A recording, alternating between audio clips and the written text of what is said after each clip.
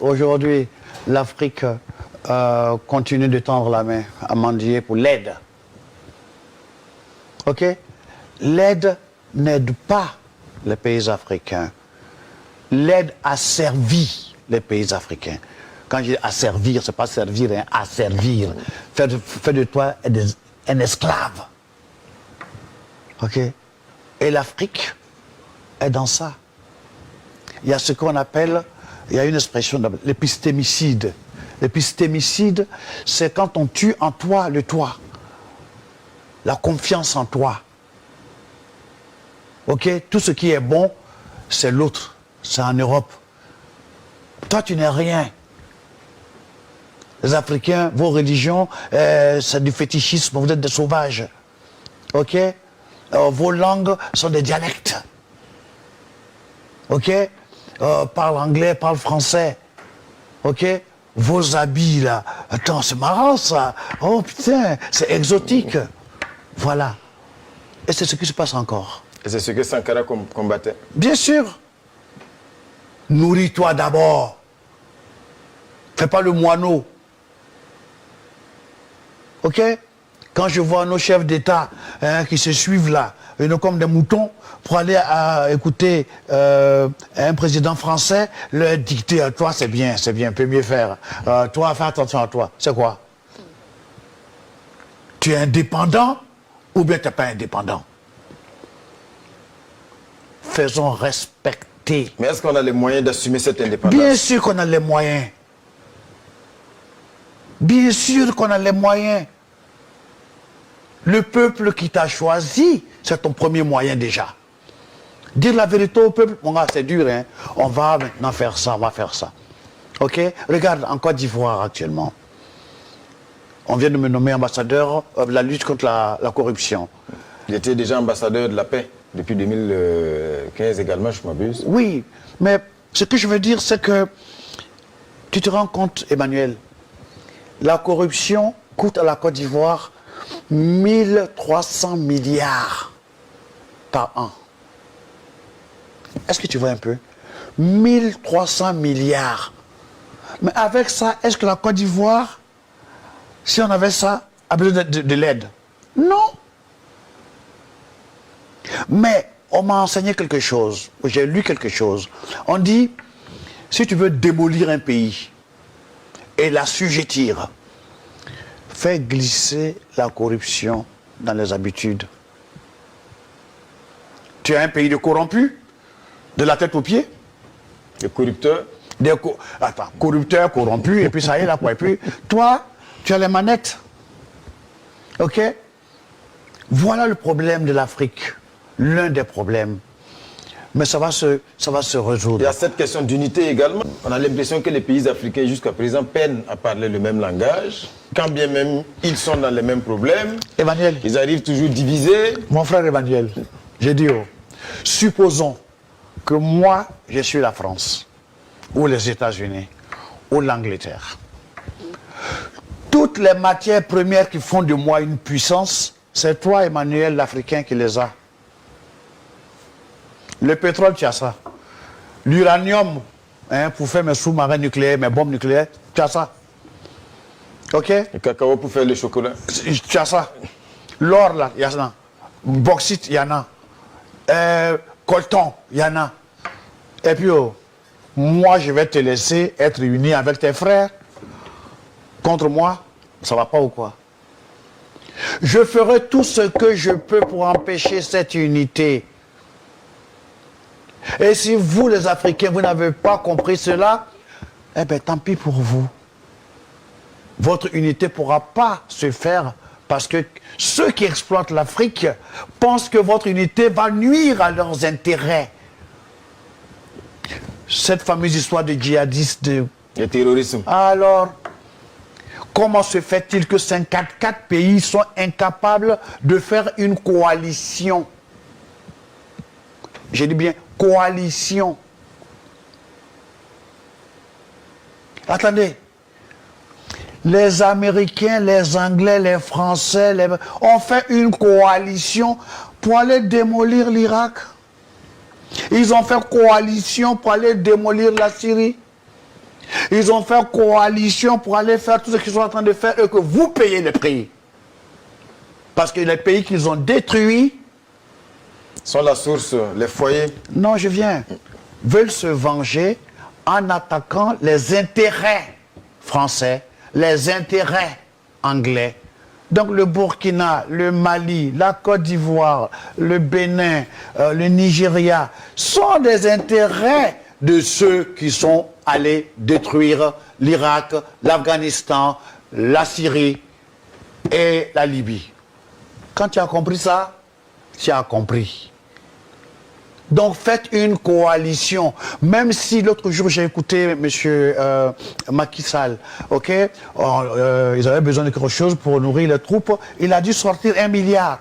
Que 54 pays africains sortent 1 milliard.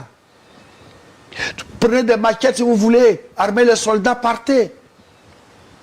Qu'est-ce que vous n'avez pas compris? Quelqu'un qui peut voir qu'il y a de l'eau sur Mars, qu'il y a de l'eau sur la Lune, il y a des satellites, il ne peut pas voir qu'il y a des djihadistes dans la savane arborée. Ou bien vous voulez qu'on fasse un dessin? Non. Aujourd'hui, c'est le problème que vit le Burkina. C'est vraiment un gros problème. Mais ce n'est pas fini. Parce que nos chefs protègent leurs petits fauteuils. Mais tous les fauteuils sont en danger. Parce que le peuple qui t'a donné le fauteuil là, le djihadiste, il t'a dit qu'il cherche des soldats? Non. Les terroristes terrorisent. Donc, les civils, ils tuent. Si les soldats aussi, ils tuent. Tu vois ce que je veux dire? C'est une guerre de vengeance. Quelqu'un a pris nos chômeurs, les a armés, et puis les venger moi. Vous êtes convaincu que c'est téléguidé? Bien sûr que c'est téléguidé. Attends. Bien sûr que c'est téléguidé, je te répète. C'est une guerre de vengeance. Ok? Elle est éclatée là. Ok? Tous les pays qui appartiennent aux pays européens, occidentaux, qui ont fait la coalition contre l'Irak, contre la Syrie, contre la Libye, contre l'Afghanistan, sont tous concernés. Parce que les gens veulent démolir, se venger comme ils peuvent de ceux qui ont démoli leur pays. Tu comprends ce que je veux dire? Voilà le problème. C'est pas Christian Kabouré seul ne peut pas. Alassane Ouattara seul ne peut pas. Macky Sall seul. Non. Voilà pourquoi je parle d'une armée de l'Union africaine. Emmanuel, j'ai les boules contre l'Union africaine. Ok? Ils sont dans un fainéantisme criminel. D'abord, vos enfants vont se noyer par milliers. L'immigration? Mais la preuve est que vos politiques, ok, vous avez les matières premières qui nourrissent tout le monde entier, sauf vos enfants. Il y a un problème. Mais actuellement, quand vous prenez ne serait-ce que la sous-région, on a l'impression que chaque pays attend de son côté que le feu arrive. Parce que le terrorisme était au Mali, au Niger, ça a débordé au Burkina. Aujourd'hui, ça rentre un peu en Côte d'Ivoire, ça rentre un peu au Bénin, ça rentre un peu au Togo.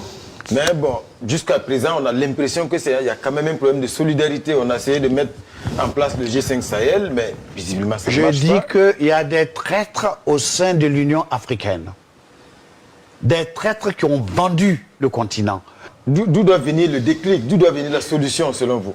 Le déclic doit venir des lucides qui ne sont pas encore embrigadés, corrompus et qui ont vendu l'Afrique en vendant leur âme. Ils s'en foutent là. Attendez, Emmanuel, tu trouves normal qu'on a tué 12 journalistes? Je ne suis pas d'accord avec ceux qui ont tué, hein. Je ne suis pas d'accord, ok?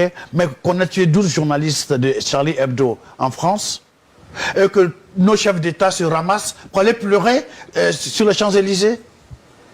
Et qu'au Burkina, il y a 54 qui sont tués. Au Mali, il y a des villages qui sont rasés. Et puis, aucun ne vient pleurer. Même dire Yako. Voilà. Il faut qu'on s'en débarrasse. Je ne dis pas de les chasser. Hein. Il faut qu'on les mette devant leurs responsabilités. Il faut que l'Union africaine fasse une armée. Je dis bien, mais attendez, Emmanuel, vous semblez désespéré. Pas du tout, mais je suis en colère. Je suis en colère parce que je connais leurs capacités. Un continent, nous sommes le plus grand continent. Ok? Le plus riche. Comment on peut être les plus pauvres? Vous avez livré le pays aux voleurs parce que vous vous sentez redevable. Vous n'êtes pas redevable, monsieur le président africain. On parle toujours de ce que l'Europe vous a donné. Mais est-ce que vous avez parlé de ce que vous avez donné à l'Europe? Parlez aussi de ce que vous donnez à l'Europe, monsieur le président. Ce qu'ils prennent chez vous. Il faut en parler, n'ayez pas honte d'en parler. Il faut rompre les partenariats selon vous. Aujourd'hui, c'est la France. Il faut une coopération transparente et honnête, où on se respecte. Mais l'amitié entre le cheval et le cavalier, c'est une escroquerie. Il faut arrêter cela.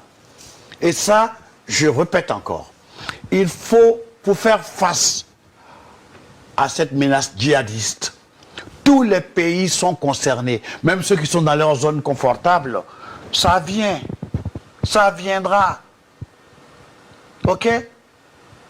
On laisse le Burkina et le Mali patauger. Oui, mais ça va aller. Ça, c'est entre eux là-bas. C'est-à-dire que, ok, arrêtez ça.